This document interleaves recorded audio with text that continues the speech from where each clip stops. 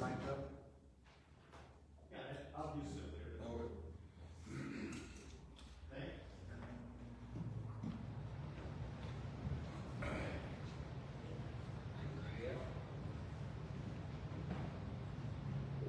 Kind of imposing. Sticking up there. Open your Bibles, if you would, to Hebrews chapter 1. We'll look at just a few verses there. Hebrews chapter 1, but if you like to take notes, we're going to, before the evening is over, do an old-fashioned Baptist Bible drill. So we'll be looking at a lot of scripture tonight.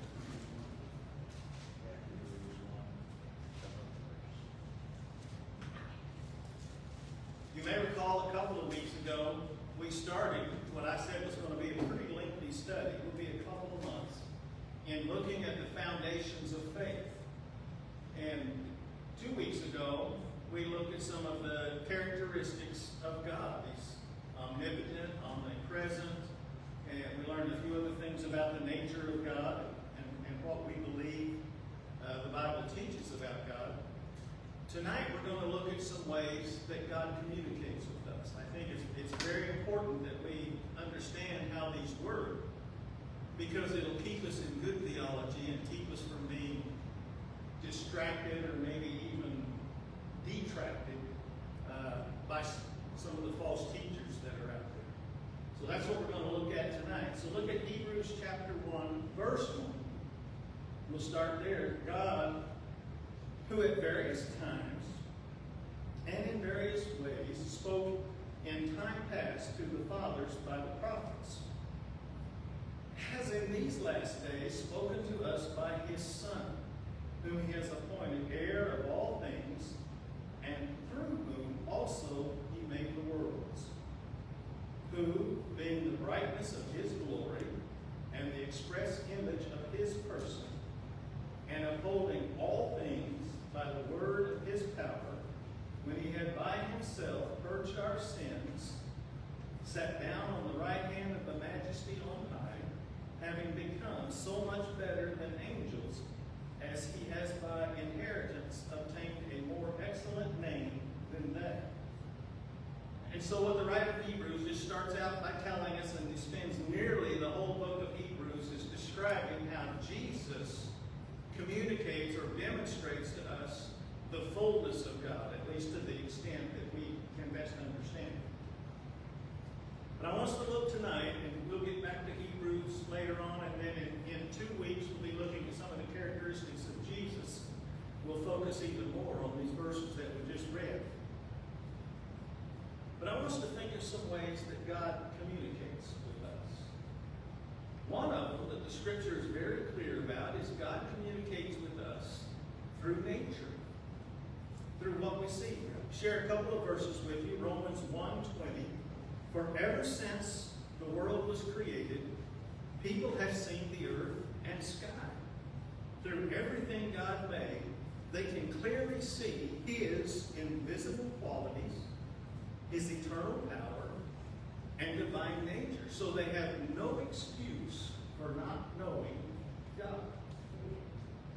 Psalm 8, I'm not going to read all, there's hundreds of verses, but I'm going to share just a few of them with you. Psalms 8, 3 and 4. The psalmist wrote, when I look at the night sky and see the work of your fingers, the moon and the stars you set in place, what are mere mortals that you should think about them? Human beings that you should care for them. And then finally, Psalm 19, starting in verse 1, the heavens proclaim the glory of God. The skies display his craftsmanship. Day after day, they continue to speak. Night after night, they make him known. They speak without a sound or word. Their voice is never heard. Yet, their message has gone throughout the earth, and their words to all of the world. God has made a home in the heavens for the sun. So what the Bible is clearly teaching us is that any human being is supposed to be able just to look at nature, look at the night sky, look at the rivers flowing, look at the beautiful trees and the ocean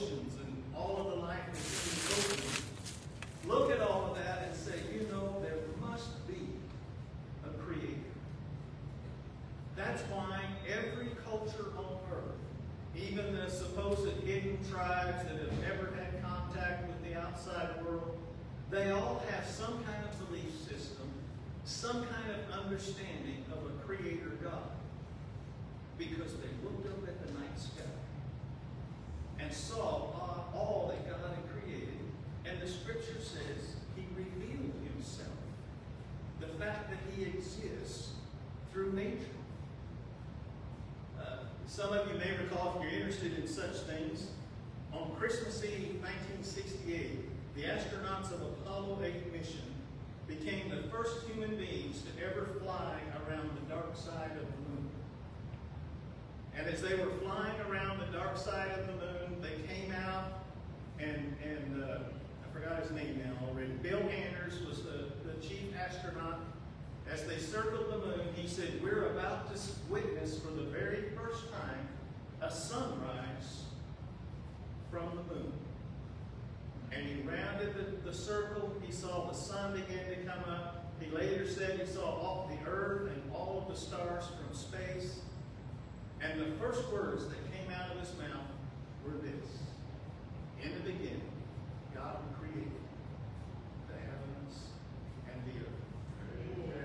They witnessed to the reality of God. They witnessed to the majesty of God.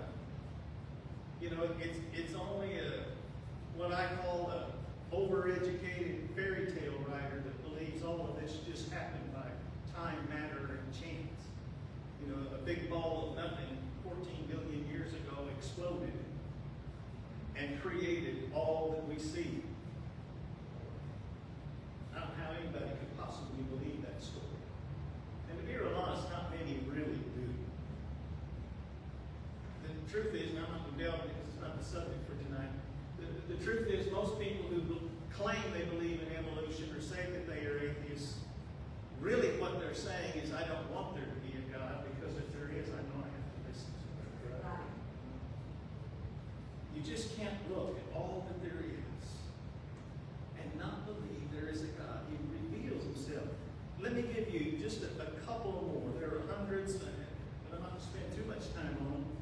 But I find it fascinating. This next list is what's called the timing and the balance of creation.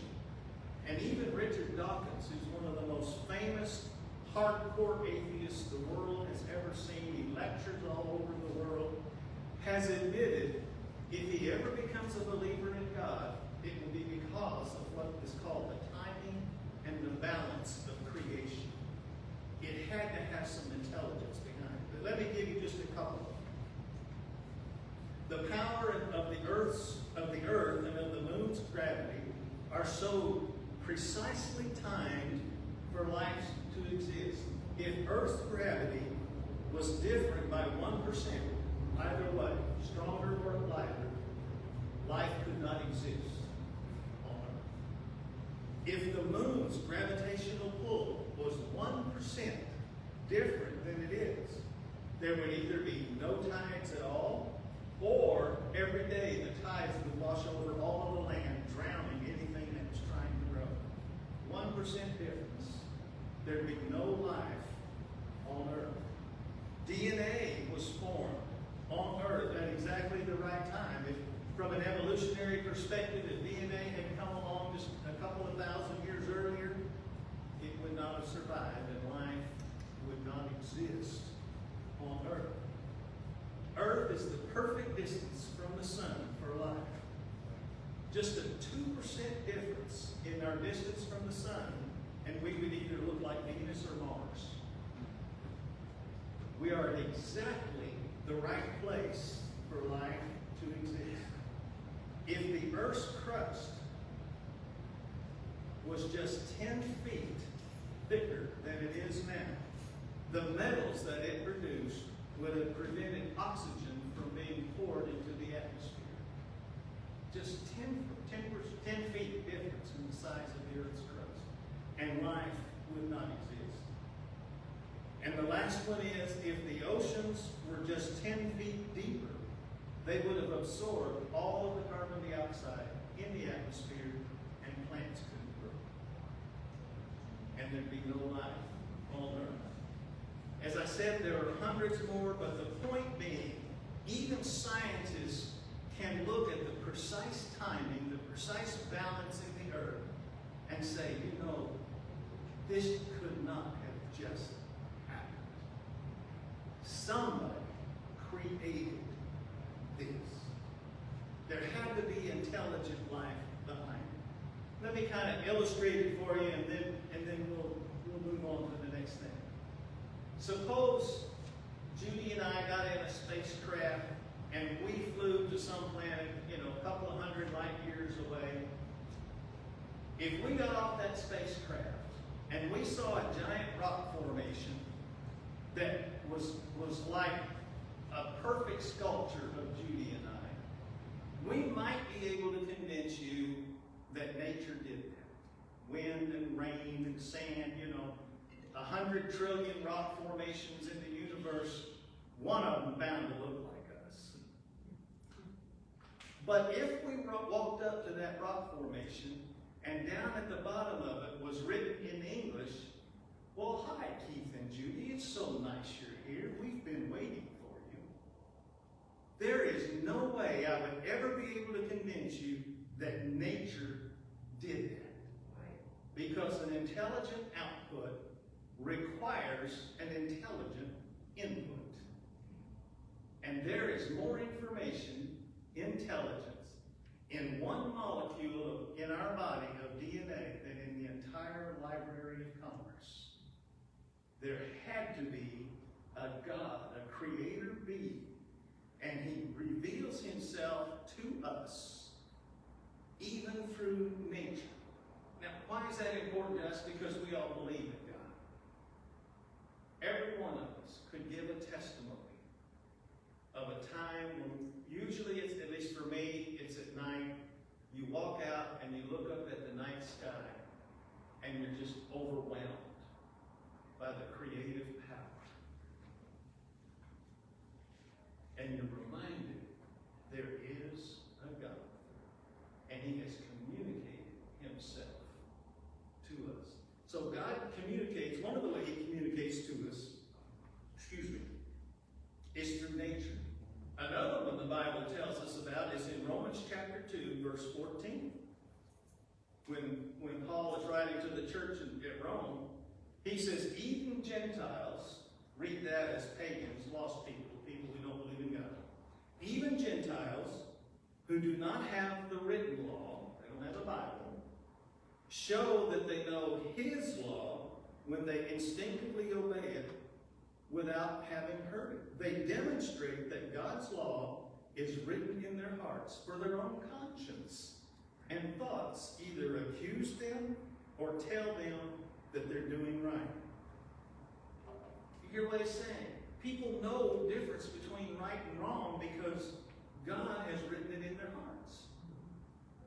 Even if they don't worship God, even if they don't believe in him, there is what's called in theology a moral law. There are laws that are always true.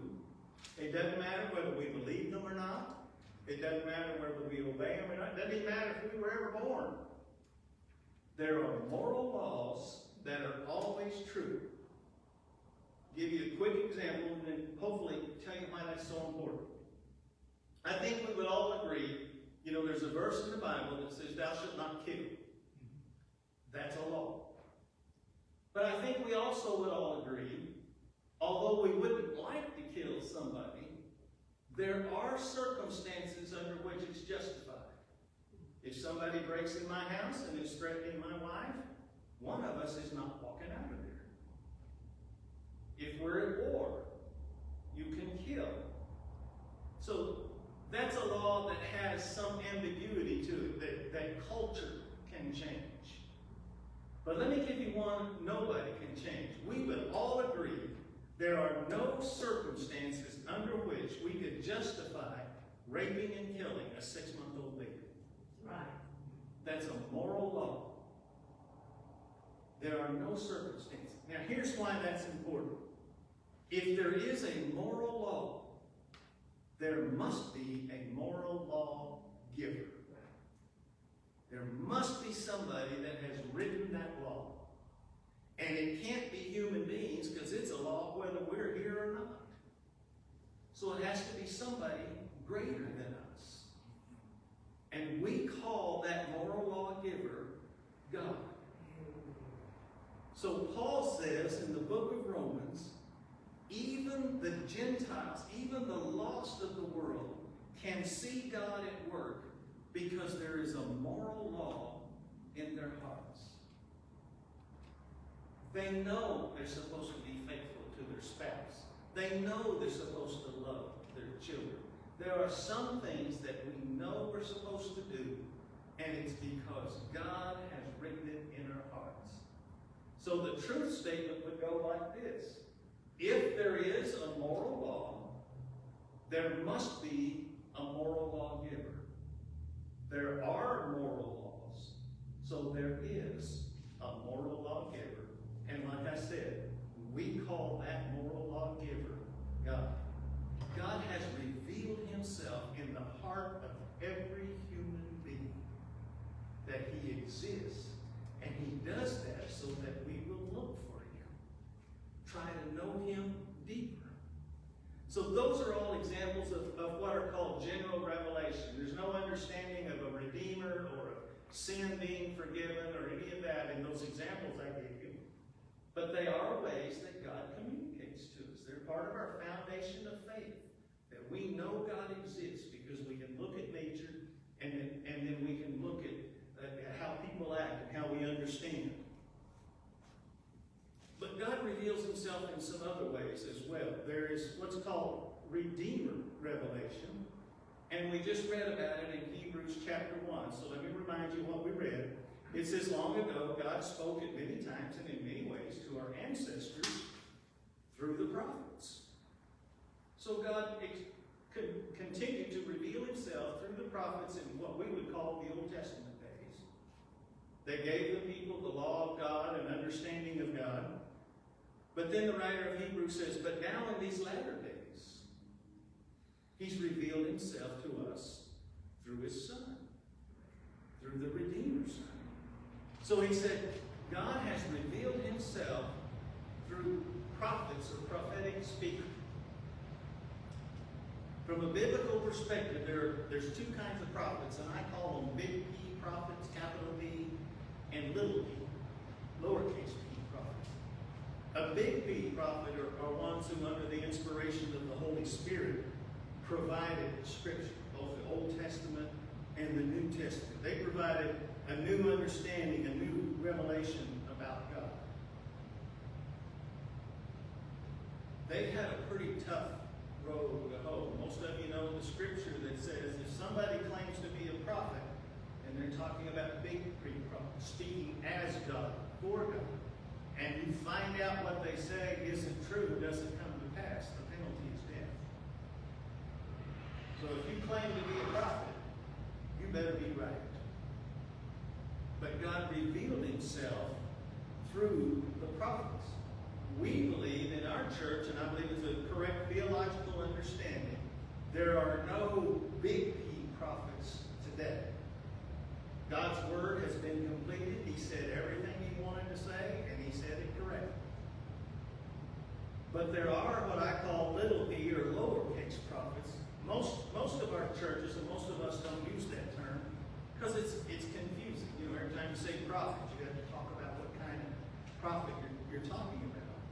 But in the Bible, in King James Version, New King James, and several other versions, they use the term prophet, whereas we would use the term preacher or teacher. That kind of prophet takes the Word of God and explains to the best of their ability what it means and how it applies. By the way, that's what Ezra did. If you go back and look at the book of Ezra, he was a little prophet. He read the Torah, he read the law, and explained to the people what it means. It's important for us to understand that for this reason. If you hear a preacher or teacher today claim to have some sort of new revelation from God, run. Stay away from it. It's false. I see it all the time, you know, in literature I read, and I know a lot of you study, and you probably see something like this. For the last 2,000 years, the church has misunderstood this text. Let me explain it to you. Run from that. God has revealed himself through the prophets of old. He's given us his word. And through the lowercase, preachers and teachers today. And no matter how much you would admire teachers and preachers, and there's some that I've admired, I still do, I have their books, but they've been wrong in a couple of cases. But that is one of the ways God reveals himself. Another way, this is the way I want to spend most of our time on, is he's revealed himself through his word. Through his word. Now, in the New Testament, we're going to look at both of them. There are two Greek words that are translated in English word. One of them is logos. I'm sure everybody's heard that word. There's even books called logos. Excuse me. Logos refers to the written word, the Bible. That's what logos means. And it is God's primary method of revealing himself and his plans for us. It is also claims in itself and in teaching in the church. It is the standard by which all other revelations are measured. If somebody says they've learned something about God by looking at the stars and looking at nature, or looking at the balance of the earth, or hearing a prophetic message, if it disagrees with the written word of God, it's wrong. The word of God, the logos, the written word of God, is the standard. It is indispensable in our lives. Let me give you some scripture where it uses the word logos for the word. In the beginning, John 1:1, in the beginning was the Word, the Logos, the written Word, the standard of God. The Word was with God, and the Word was God. We know John was talking about Jesus, but he describes Jesus as the written Word of God, the standard. Hebrews 4:12 says, "For the Word of God, the Logos of God, is alive and powerful. It is sharper than the sharpest two-edged sword, cutting between soul and spirit, between joint and marrow. It exposes our innermost thoughts and desires." Listen to me, church. If you really want to get to know God, this is it. If God were to appear in the flesh, come down and join you for dinner and have a conversation, this is what he would say. This is the written word of God, and it's how he reveals himself. And if we don't study it, and if we don't learn it, we will never know God. We may know things about him from our preachers and teachers, songs and things like that, but we will never know God. It is impossible to know God without knowing his written word. Again, it is the standard. There is another Greek word, however, that's used and translated in the Bible as word, and that word is rhema. Rhema is a spoken word. God does speak to us through the Holy Spirit and into our hearts and minds. Most of you are familiar with I'm not going to read the entire passage, but in Romans chapter 10, there's a section there where Paul talks about people being called to be preachers. And he says, how can the lost call on him to save them unless they believe in them? And how can they believe in them if they've never heard? And how can they hear if nobody tells them? So that's what the written word says. The rhema word is in millions, probably, if not thousands maybe, of young men have read that verse and then had the Holy Spirit speak to them and say, that's you. That's you. You're the one that is supposed to go speak the word.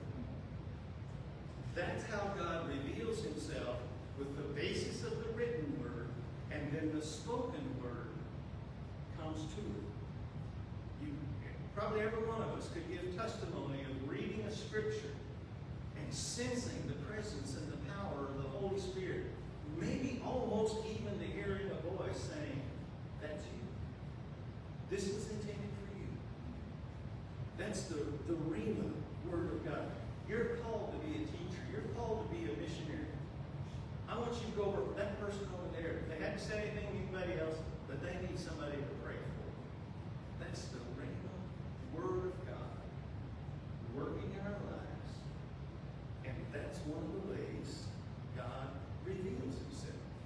Let me give you a couple of scriptures where that word is used.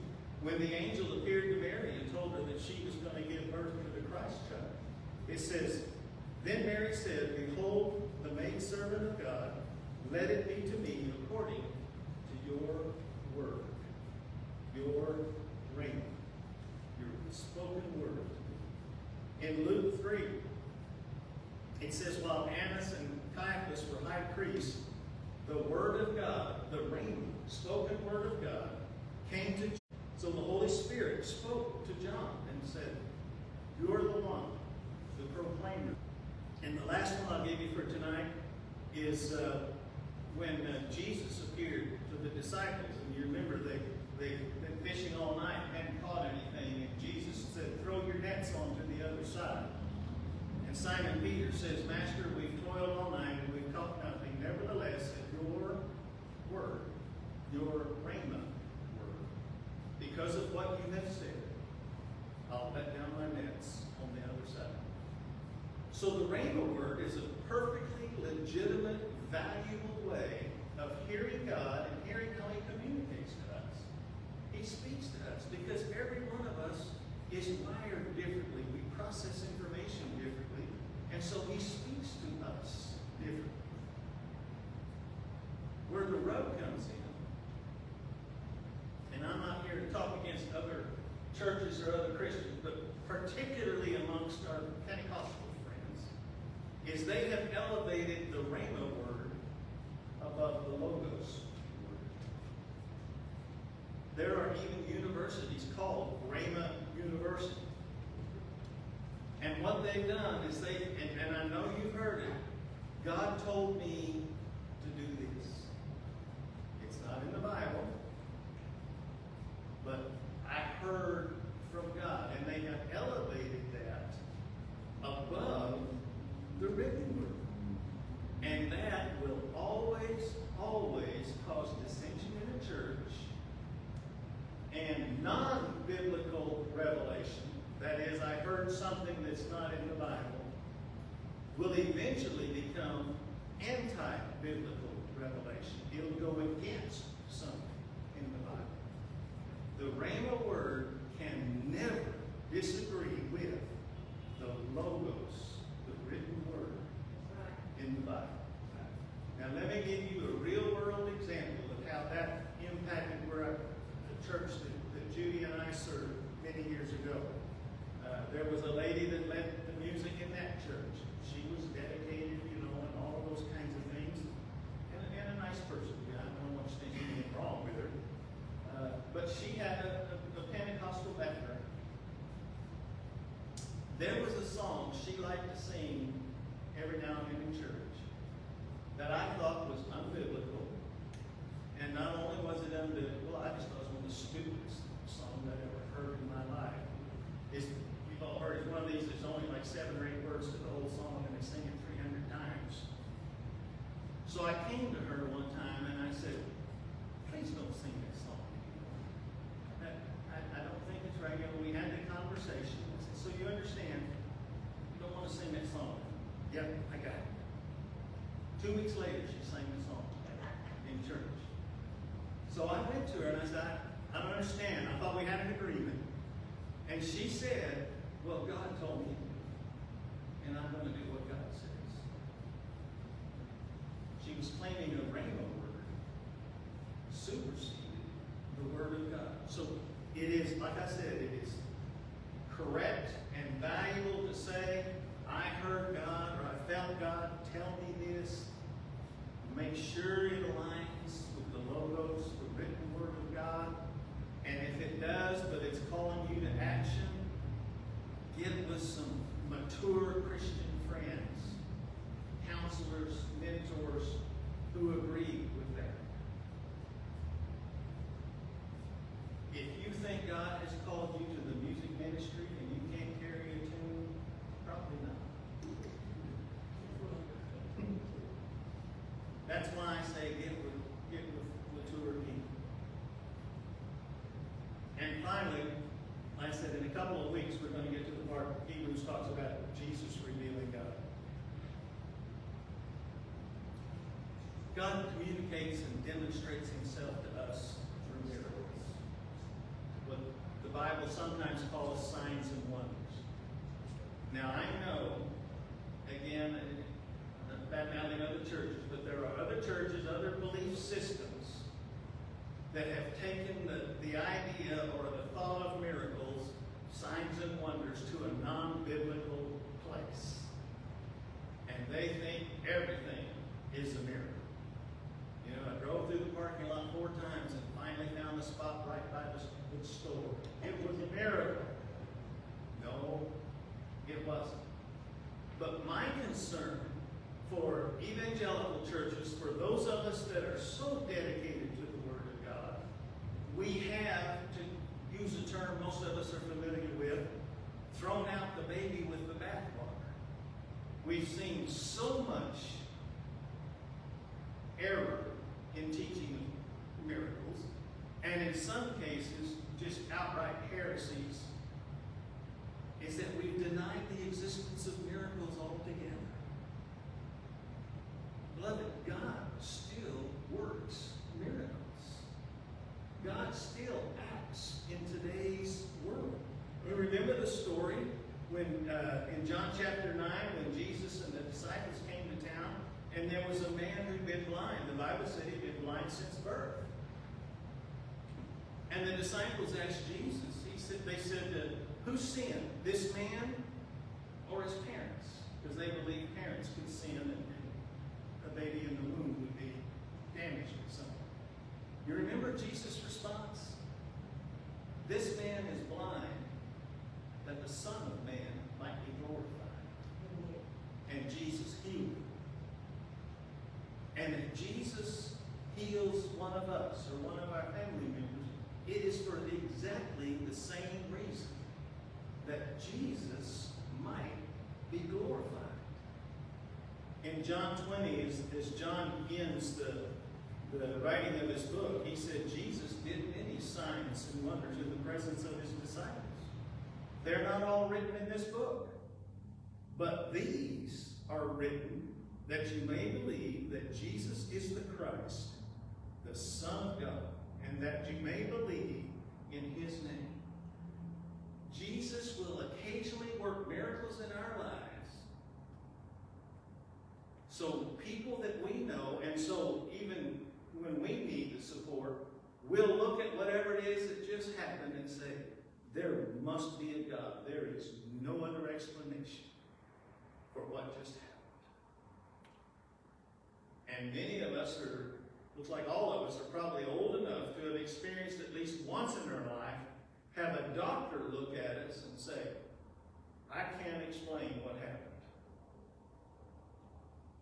The test before showed this, showed cancer, showed something else. The tests now show that it's gone. I have no idea what happened. And that's our opportunity to say, oh, I know. I know what happened. Jesus performed a miracle. He does those kinds of things to demonstrate that he is God. Demonstrates his authority. Think about it in these terms. Why did God bring the Israelites to the Red Sea? He could easily have directed them around and onto the Promised Land. He intentionally brought them to the Red Sea and then parted the sea so they would know there was a God.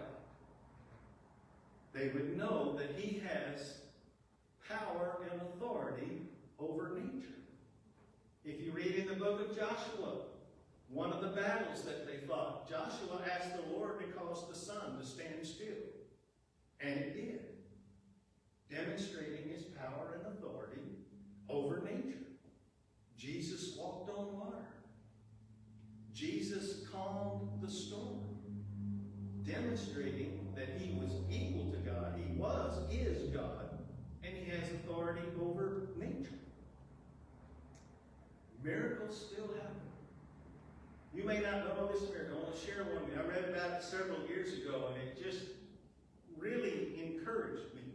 But in 1776, as the Revolutionary War was raging, for the first part of the war, we were losing. And we were losing bad.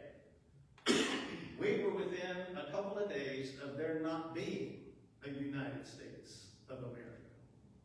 And history, not Christian history, but validated history records that in September of 1776, the British Army had conquered Boston, had moved down, had surrounded New York, and was about to conquer New York. What made that most devastating, is nearly all of George Washington's 9,000 troops. Now that was a huge army 300 years ago. Nearly all of those 9,000 troops were in New York because they were getting ready for the battle. The British had them surrounded from the land. The British had them surrounded with their ships from the sea. It got to be nighttime. The British commander said, let's wait till daytime. We'll overrun them, kill them all, and the Revolutionary War would be over. As the sun began to rise, and the British Army mounted up, got ready to march across the bay and take what we call Manhattan, but New York, the heaviest fog that anyone has ever seen rolled in. No time since then has history ever recorded a fog that heavy roll in. The British Army stopped and all 9,000 troops escaped. God rolled the fog in and saved America. If it had not been for God's authority over nature, we'd have lost the war. God still works miracles. They still happen today. But they happen to give him the glory. They happen so that we will have that opportunity. When somebody says, I don't understand how this happened, we can say, oh, I know. Let me explain it to you. So those are the ways I find from Scripture, other than, like I said, a couple of weeks we'll talk about Jesus and how he revealed himself through Jesus. But those are the ways that I find in Scripture that God reveals or continues to communicate to us. Does anybody have any questions or comments? Any thoughts you'd like to share? Yes, sir. Last week you talked about we can't surprise God, right? Right. And so we shouldn't be surprised by God, right? Because Yeah, that was your tagline, which I really liked. Yeah. Okay. So I'm thinking, if we pray the way we are supposed to pray, we pray with expectation, right? Mm-hmm. We believe that God's going to answer. And when he answers, I'm not taking away from miracles now. When he answers, because we pray with expectation, then that ought to tell us, and that ought to strengthen our faith, because God is being God. That's right. Okay. I'm through. Yeah. Oh, I agree completely. Yeah. Any other thoughts or comments? All right. Well, speaking of miracles, we'll enter into a prayer time now.